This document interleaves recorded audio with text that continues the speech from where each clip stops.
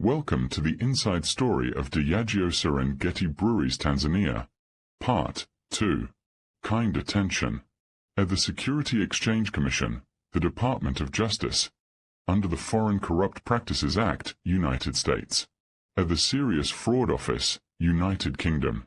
At the Financial Conduct Authority, United Kingdom. At the High Commissioner for United Nations Human Rights Commission, Tanzania.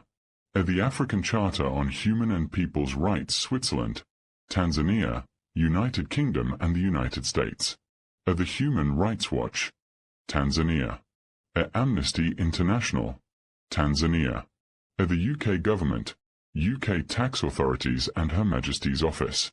At the Action Fraud Office, United Kingdom. At the Ministry of Constitutional and Legal Affairs and the Judicial Service Commission of Tanzania. At the Prevention and Combating of Corruption Bureau, Tanzania. At the Tanzanian Revenue Authority. Declared liability. A declared liability is a risk-aligned cost that's provisioned for by taking essential steps in order to mitigate and minimize losses to an organization's shareholders, which is mandatory by law governed by the capital market authorities in various markets operated. In a listed company, liability declarations often involve directors and officers ensuring that information provided in listing documents and ongoing disclosures is accurate and not misleading. Directors and managers can face personal liability in certain situations, such as misstatements, fraudulent conduct, or breaches of fiduciary duty.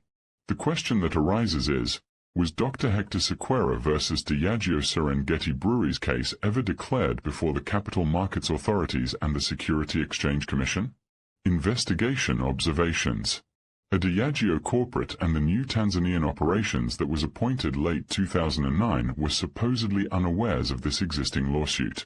Mid-2012 Dr. Hector's legal team then informed Diageo corporate, who claimed ignorance. Hence, whose liability is this lawsuit? Who is to be held accountable? Amid 2014, Diageo Corporate, UK, apparently wanted to have this lawsuit settled out of court. However, Vimal Mehta, the current minority shareholder and former managing director, refused to settle the matter. Hence, Diageo Group legal counsel refused to undertake this liability or let Diageo Serengeti Breweries' internal and external legal team be associated with this lawsuit, as this was a non-disclosed liability of risk during their acquisition. Vimal Mehta would need to undertake this liability and would be held accountable for all legal bindings and all damages arising from the aftereffects of this lawsuit. Our investigations reveal that this lawsuit was primarily handled by an external law firm known as Himkono and Company Advocates that shut down its legal services in 2016 in Tanzania. Thereafter, Vimal Mehta went advocate shopping. The term shopping has been deliberately used since this case was so poorly handled and extremely damaged by this time that no reputed law firm wanted to take up this case. Alex Mongolowa of Excellent Attorneys was appointed to directly handle this case, who managed to drag this case on for another 7 years, while further damaging the case for Diageo Serengeti Breweries. Garnishi Nisai. Prior to Excellent Attorneys taking over this case in late 2017, the Garnishi Nisai had already been issued.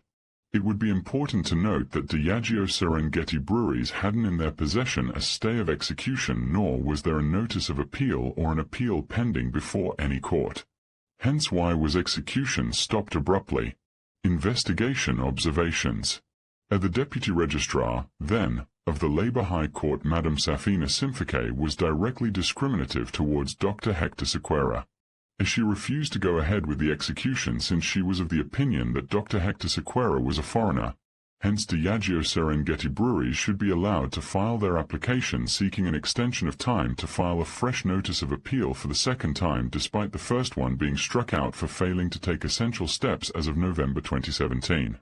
Thereafter, the matter was then escalated to the Chief Justice of Tanzania, who redirected the matter to Dr. Feleshi, the then Principal Judge of the High Court, to look into the matter. The Principal Judge of the High Court, which is purely an administrative function that oversees the smooth functioning of all high courts, summons Dr. Hector Sequeira along with his advocate, the late George Kalindu, on the 24th of September 2018. They were literally told down in the presence of Diageo Serengeti Breweries advocate Alex Mongolowa and their legal manager. Mr. Gwandumi Mungalombe, that Diageo Serengeti Breweries should be allowed time to file their application seeking an extension of time since Dr. Hector was a foreigner. Is this part of the labor laws of Tanzania? Investigation observations. During our investigation, we uncovered a letter of the former principal judge replying to the Chief Justice of Tanzania. However, it's important to note that this letter was a cover-up, or rather attempts to mislead the Chief Justice of Tanzania. The civil application 373/18/2018 was an application only seeking an extension of time to file a notice of an appeal for the second time. The first being struck out as of November 2017 for failure to take essential steps. The parties did not agree. Dr. Hector and his late advocate were forced to agree. Why would the attendance of the decree holder be needed after an execution and an absolute garnishi was issued?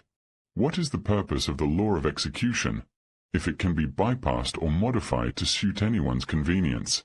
Is the case still active after an execution proceeding or an absolute garnishi is issued?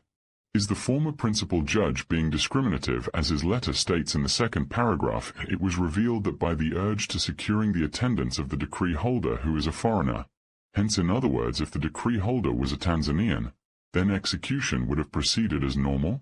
Dismissal of absolute garnishi.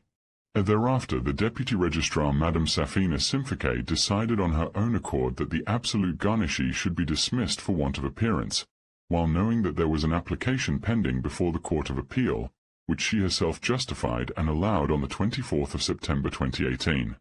As she calls for a mention, on the 8th of April 2019, a date she has on her own accord set, and without summoning the parties, no summons was issued. Then dismisses the absolute garnishi, a practice unheard of in the legal history of Tanzania. Questions. Attention Serious Fraud Office, UK, Security Exchange Commission, US, PCCB Tanzania. Do these kinds of initiatives happen without money? If Diageo Serengeti Breweries didn't bribe, then who did, and when, how much, and from where was the money sourced? Money trail is an important aspect. Was the money laundered into Tanzania? Current status. It's been 7 years since that date, that's the 24th of September 2018, until date Diageo Serengeti Breweries is still yet to file their record and memorandum of appeal. Incidentally, they were allowed to file their second notice of appeal in May 2019. Only for it to be struck out once again in March 2024 for once again failing to take essential steps. Interestingly, they have once again filed an application before the Court of Appeal of Tanzania seeking an extension of time to file another notice of appeal for the third time. It would be critical to note that Diageo Serengeti Breweries is very well aware that filing the memorandum and record of appeal would mean Diageo Serengeti Breweries shooting themselves in the foot, since the entire CMA proceedings, along with the exhibits and witness statements, would turn their tax avoidance into a tax evasion story. The after effects. Lawsuits against a listed company can significantly impact its operations, finances, and reputation, often leading to a negative reaction in the stock market. The initial reaction is typically a drop in share price due to investor concerns about potential costs, fines, and reputational damage. Prolonged legal battles can further depress the stock price and erode investor confidence, potentially impacting future investments and the company's valuation. Corruption. Any kind of corrupted business practices, such as bribery, money laundering, or tax avoidance, can severely impact a listed company, leading to significant financial, legal, and reputational damage. These activities can erode investor confidence, disrupt fair market competition, and result in substantial fines, legal penalties, and even criminal charges for the company and its executives. Overall, these illicit activities can significantly damage a listed company's financial standing, reputation, and ability to operate effectively in the long term. However, has Diageo Serengeti Breweries followed their so-called ethical business practices, robust compliance programs, and transparency in financial reporting within Tanzania? Investigative observations. Diageo was very well aware of all the corruption that has been happening from the onset of this case. According to documentation consisting of email communications to their global legal team as well as their ethics team in the UK, where they were repeatedly informed of the unethical legal practices carried out by their advocates. However, they did absolutely nothing about it, and choose to turn a blind eye. What's important given the evidence shown above? Here the question that arises is, if the similar kind of case was to take place in the UK, US or any other first world country, would Diageo have allowed this kind of case to go on for 16 years given the evidence at hand and the magnitude of the case? The answer is definitely a no. Then why Tanzania?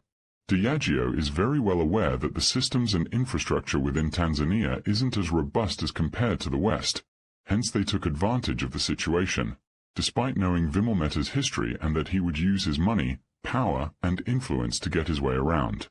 On the other hand, Diageo Serengeti Breweries was using the Tanzanian judiciary as a piece of convenience in order to prevent the whole tax avoidance from coming out in the open by dragging this case. On the larger picture, Diageo Serengeti Breweries is part of Diageo UK and EABL, and if by the next hearing if Dr. Hector Sequeira is disappeared or killed, this matter will die a silent death. Is there justice in Tanzania? Injustice anywhere is injustice everywhere.